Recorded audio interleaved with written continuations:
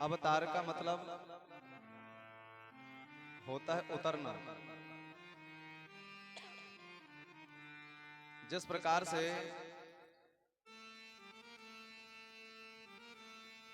कोई व्यक्ति गिर गया कुएं में,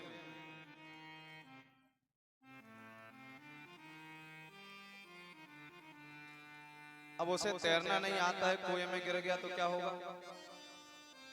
हाथ पैर पटकेगा। तो एक दूसरे व्यक्ति ने देखा कि कोई कुएं में गिर गया, तो जिसे तैरना आता है वह उसे निकालने के लिए कुएं में उतरा। तो एक कुएं के अंदर में गिरा है और एक कुएं में उतरा है। जो व्यक्ति गिरा है वो हाथ पैर पटक रहा है, चिल्ला रहा है, लेकिन जो उतरा है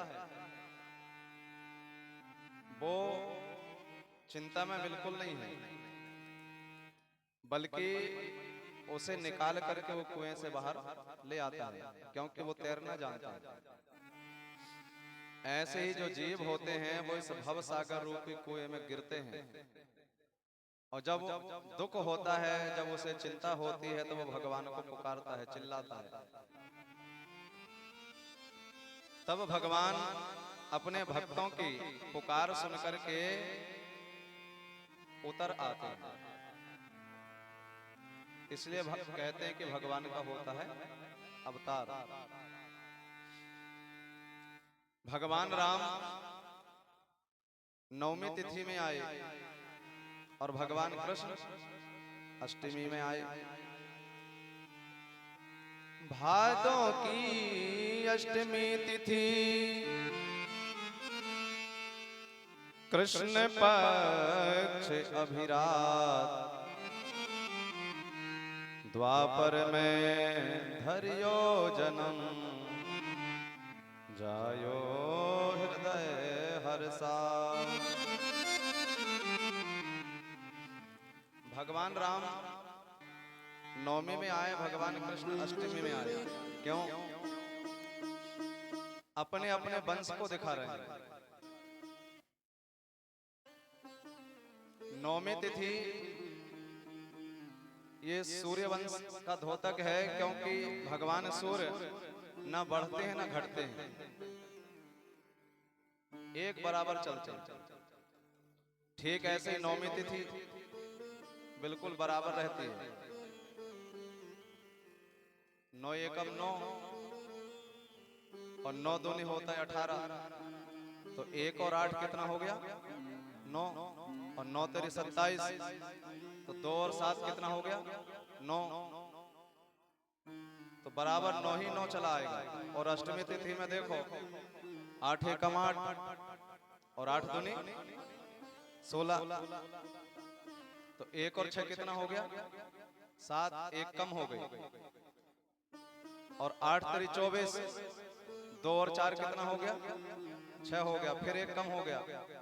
8 चौके 32, 3 और 2 कितना हो गया? 5। तो ये पहले घटती है, इसके बाद में फिर बढ़ती है। इसलिए भगवान कृष्ण अष्टमी में आए और भगवान राम नवमी में आए। एक आए हैं दिन के 12 बजे। वैसे दोनों तो एक ही हैं, लेकिन दोनों के कर्म में बड़ा अंतर है। राम कृष्ण दो एक है, अंतर नहीं निमेष, उनके नयन गंभीर है, इनके चपल विशेष। हैं तो दोनों एक, लेकिन जब ये कर्म करते हैं तो बड़े भिन्न दिखाई देते हैं। एक गंभीर हैं और एक चपल हैं। जिस समय भगवान राम जनकपुरी में घूमने के लिए गए, तो वहां की सखियां भगवान के ऊपर फूल बरसा रही थी। हिया हर सही बर सही सुमनो, सुमुख सुलोचनी वृंद, जाहि जहाँ जहाँ बंधु दो तह तह परमानंद। सखियां भगवान के ऊपर फूल बरसा रही हैं और भगवान राम नीचे मुंह किए चले जा रहे थे। अब जरा सोचो, इनकी जगह में यदि भगवान कृष्ण होते तो नीचे मुंह किए जाते क्या? वो तो वहीं दिखाई देते जहां से वो फूलों की वर्षा हो रही थी।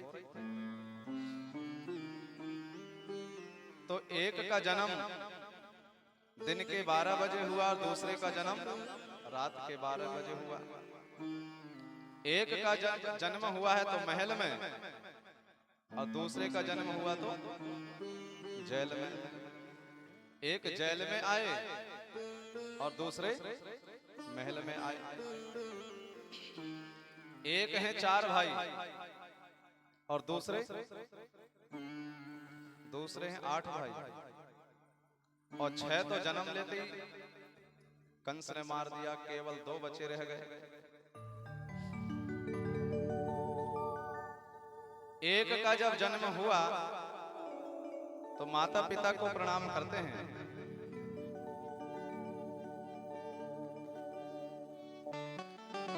प्रातःकाल उठ कर रघुबीरा,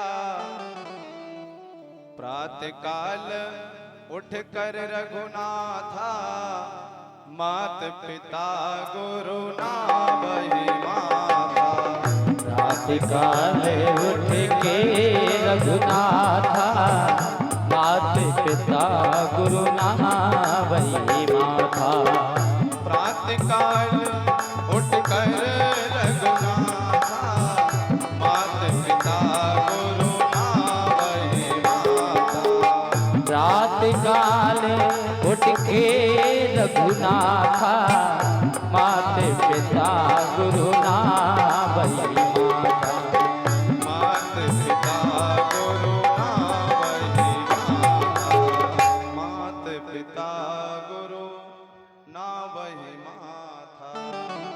तो सवेरे से उठकर जागते ही से माता पिता और गुरु को प्रणाम कर रहे हैं। और दूसरे का जब जन्म हुआ है तो पिताजी के सिर में पहुंच गए। तो एक है चरणों में और दूसरे कहां पहुंचे हैं? दूसरे पहुंच गए सिर में। एक का जब विवाह हुआ तो केवल एक ही हुआ और दूसरे का विवाह हुआ तो हजारन विवाह भाई। तो हैं तो दोनों एक, लेकिन जब लीला करते हैं तो दोनों की लीला में बड़ी अंतर है।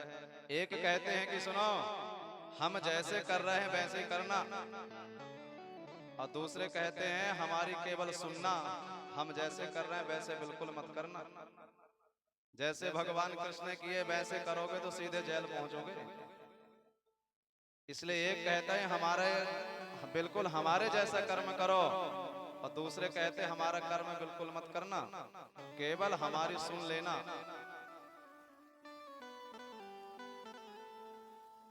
तो भगवान कृष्ण का जिस समय अवतार हुआ,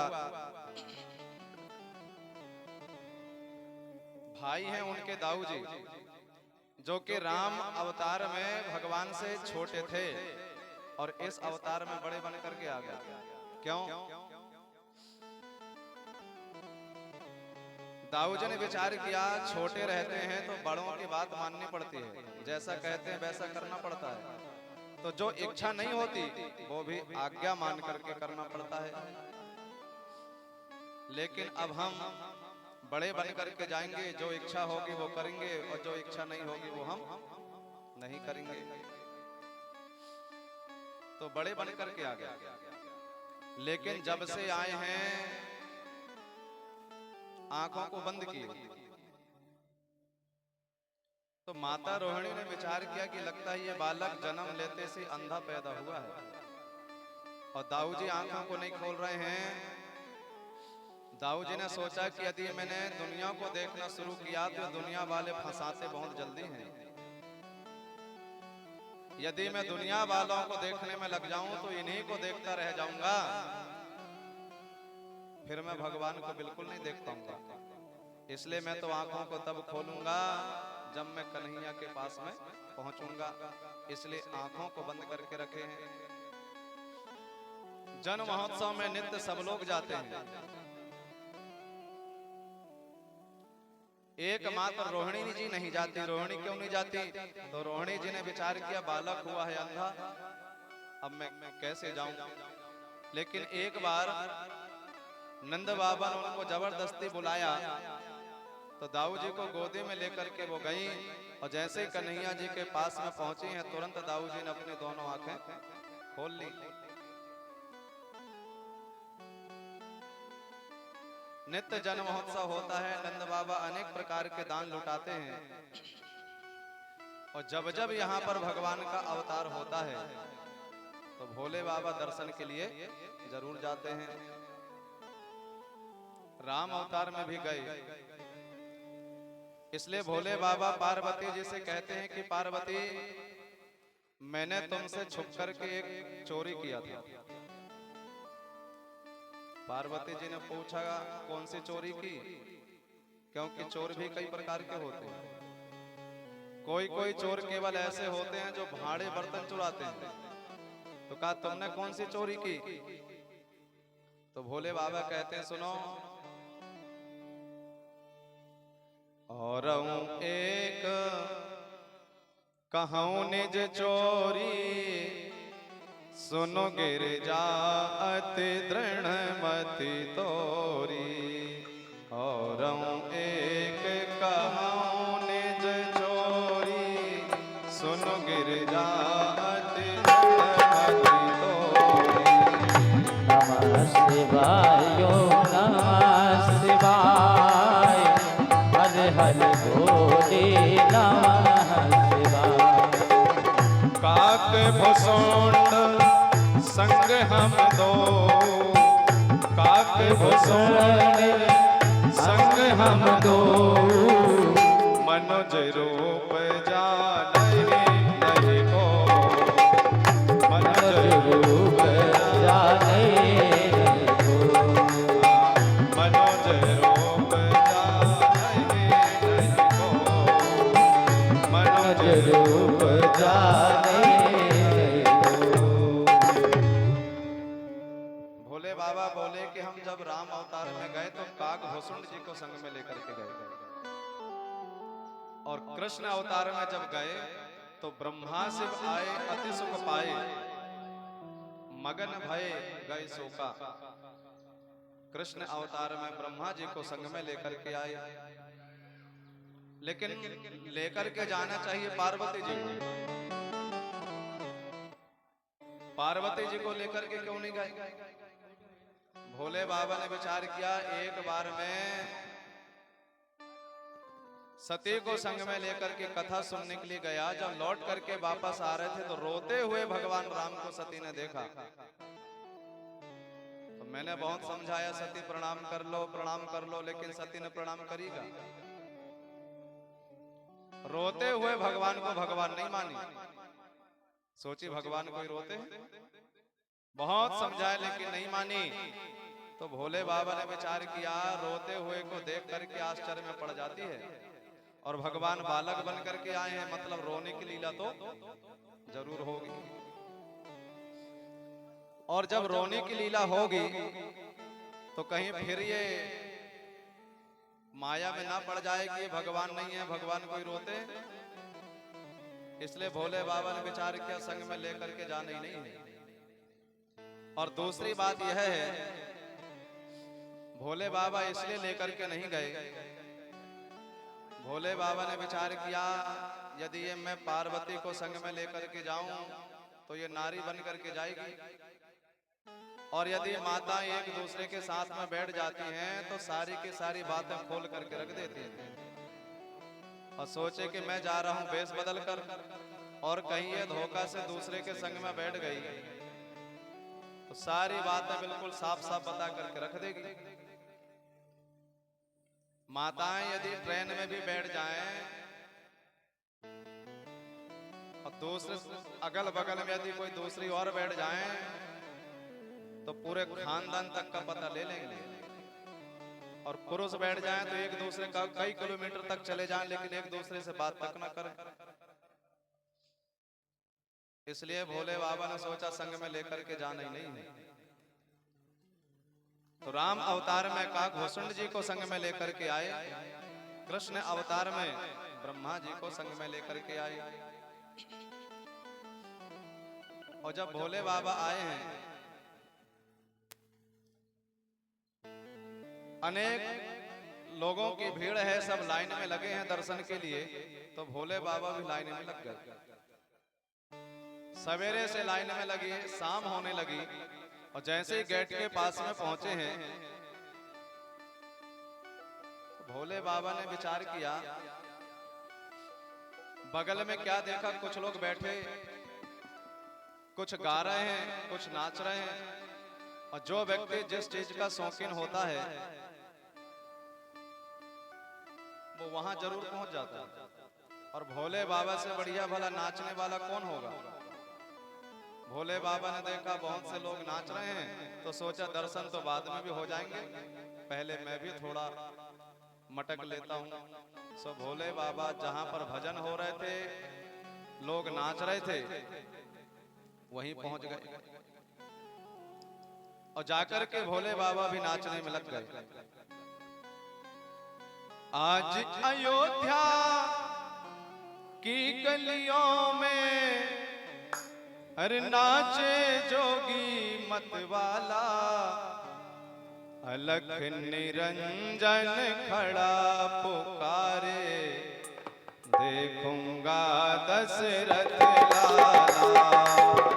अलख निरंजन खड़ा पुकारे, देखूंगा दशरथ लाला।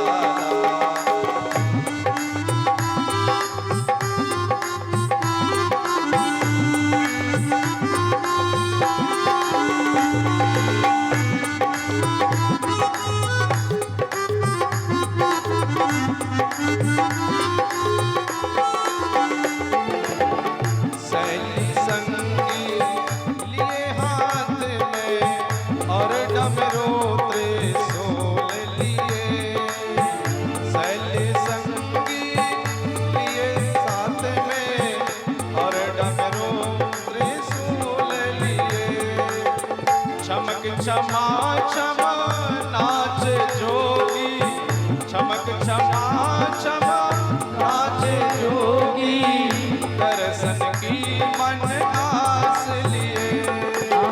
दर्शन की मन आस लिए, दर्शन की मन आस लिए। पग में घुंघरू छम छम बाजे, पग में घुंघरू छम छम बाजे, तन में लपटे हैं माला। अलख निरंजन खड़ा पुकारे, देखूंगा दशरथ लाला। अलख निरंजन खड़ा पुकारे, देखूंगा दशरथ लाला।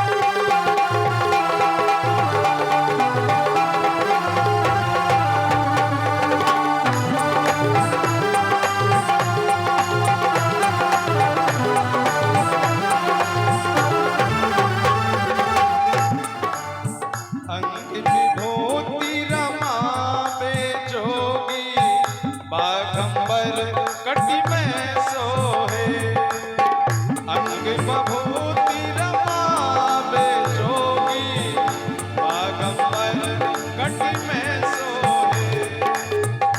जटा जोटी में डमरू विराजे, जटा जूट में डमरू बजाए, भक्त जनों के मन मोहे, भक्त जनों के मन मोहे, भक्त जनों के मन मोहे। मस्तक पर त्रिपुंड विराजे, मस्तक पर त्रिपुंड विराजे, गले में सरपन की माला, पलक निरंजन खड़ा पुकारे, हे दशरथ लाला, पलक निरंजन खड़ा पुकारे, हे यशोदा लाला।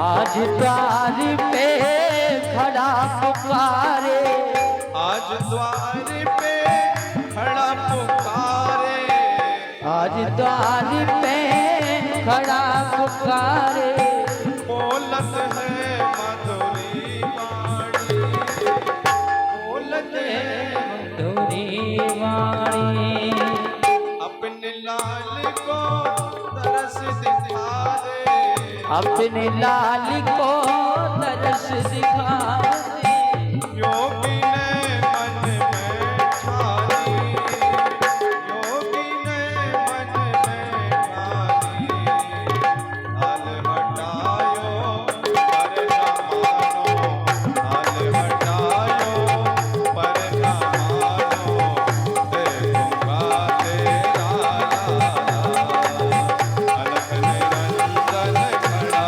पुकारे, देखूंगा यशोदा लाला, अलख निरंजन खड़ा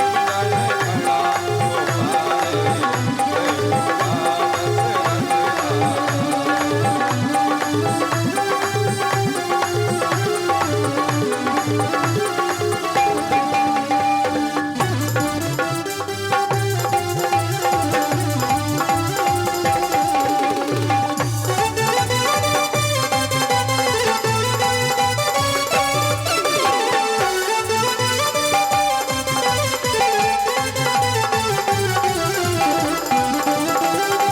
देखूंगा दशरथ लाला।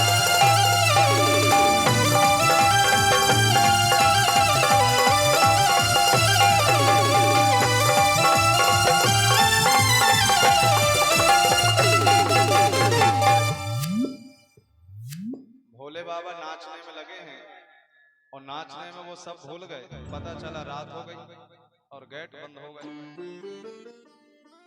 जब दोबारा सवेरा हुआ है तो आज सबसे पहले गेट बंद है और भोले बाबा द्वार में खड़े हो गए, लगे कृष्ण कृष्ण रटने को। मैया यशोदा ने देखा ये बाबा आज सवेरे से आ गया, अरे जब से लाला को जन्म भयो है कोई ना कोई यहाँ जरूर आ रहे हैं। तो मैया ने सीधा पानी पहुंचा दी, भोले बाबा ने वापस पहुंचा दिया, ये नहीं चाहिए। तो मैया ने सोची शायद कोई मठ के महंत जी होंगे, सोना चांदी लेने आए होंगे। तो मैया ने सोना चांदी पहुंचाई दी, लेकिन भोले बाबा ने उसे भी वापस कर दिया। मैया ने एक दासी को पहुंचाया और कहा कि जरा जाकर पूछ तो आखिर इन बाबाओं को क्या चाहिए।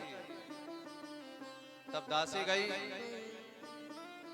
और भोले बाबा ने कहा कि हमें तो लाला को दर्शन चाहिए। मैया ने सोची कहाँ तो मेरो 4 दिन को लाला, और इन बाबाओं की शक्ल तो देखो।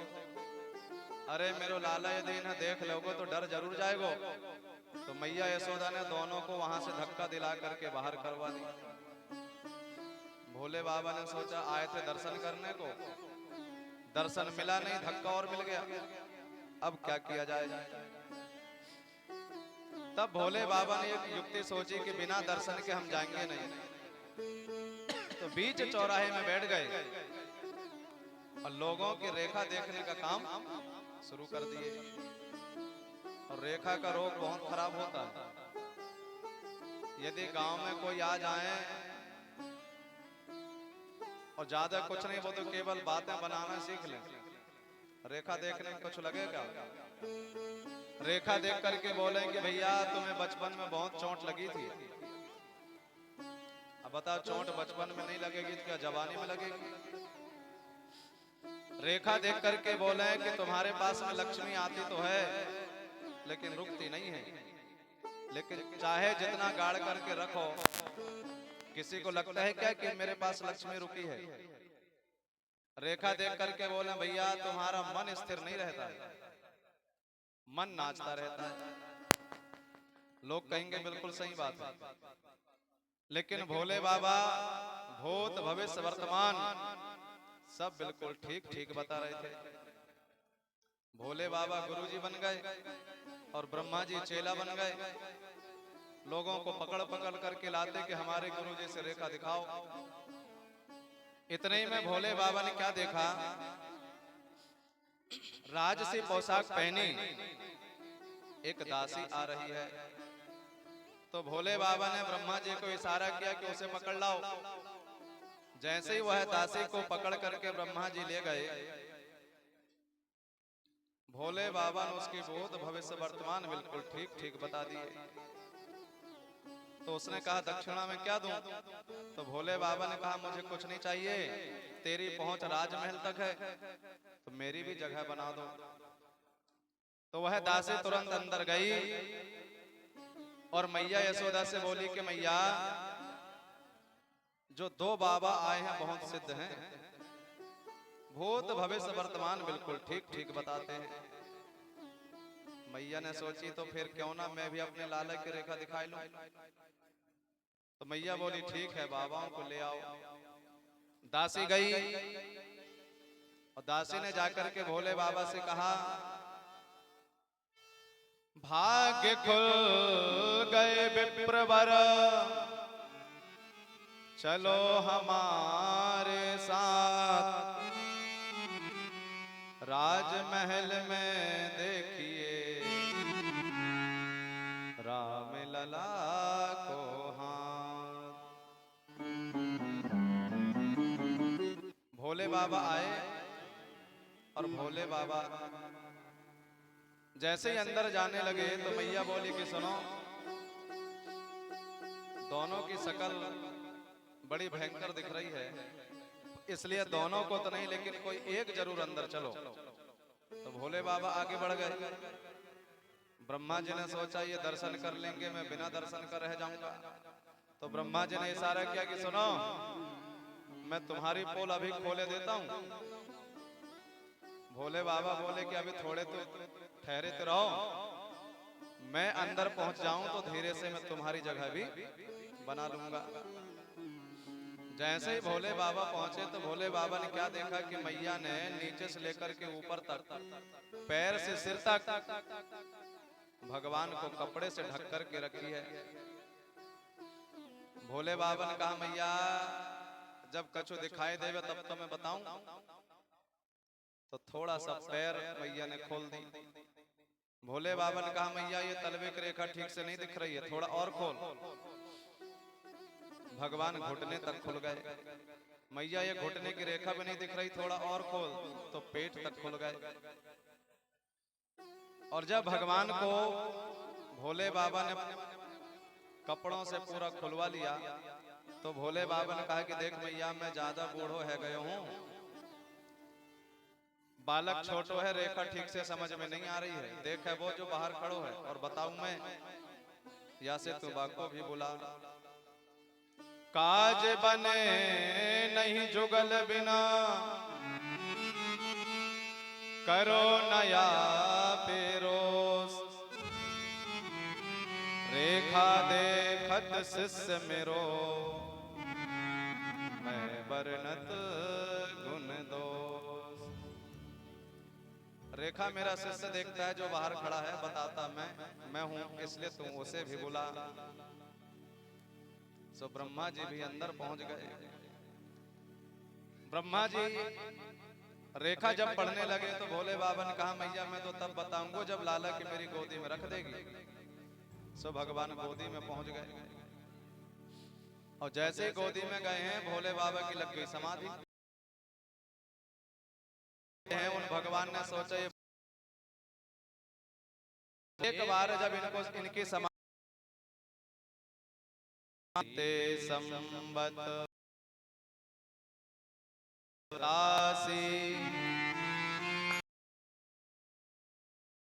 शंभो अविनाश सहस सता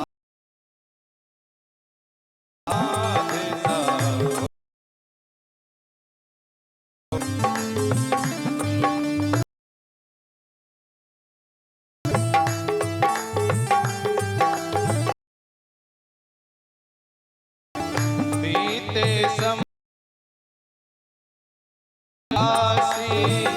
तजऊ समाधि तजऊ समाधि शंभो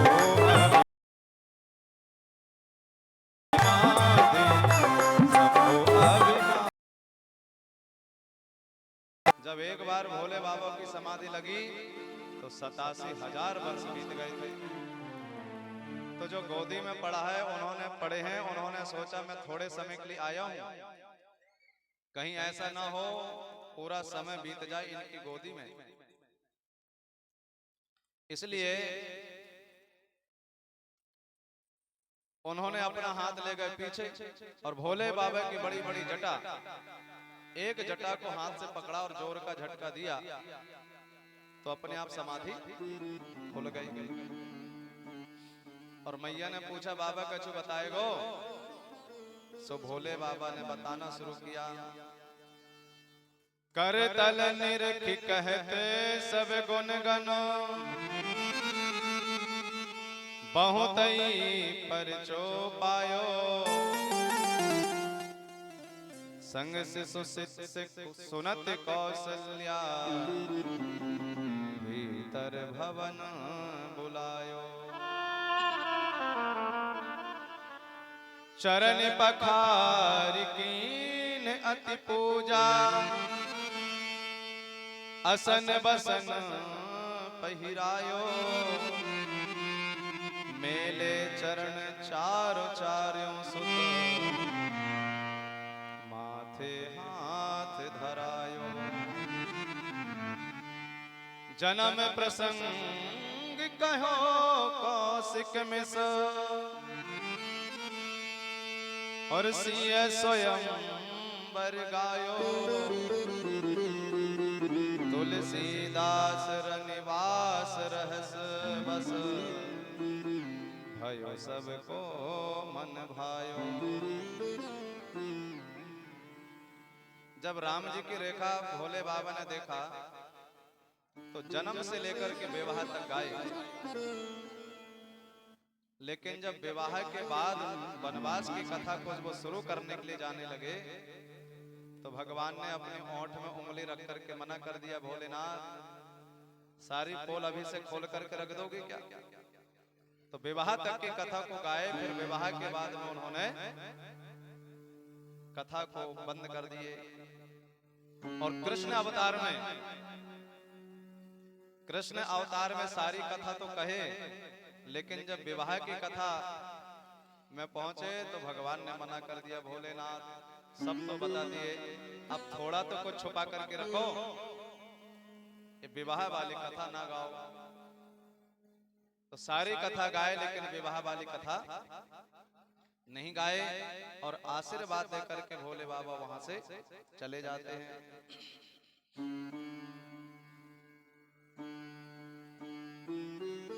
चौथे दिन में भोले बाबा आए, पांचवें दिन दर्शन करके गए, और आज भगवान हो गए 6 दिन के। जैसे ही भगवान 6 दिन के भय हैं, मथुरा से मौसी जी गोकुल को पहुंच गई, और बड़ा सुंदर रूप बनाई, सज धज करके पहुंची।